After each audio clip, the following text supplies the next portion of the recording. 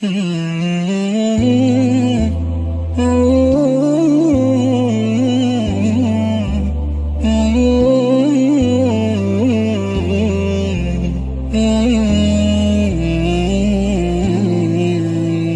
روایت آمده است که عایشه مادر مؤمنان خداوند از او راضی باشد فرمودند هنگامی که رسول خدا درود بر او بانگ خروس را میشنید برمیخواست و نماز میخواند.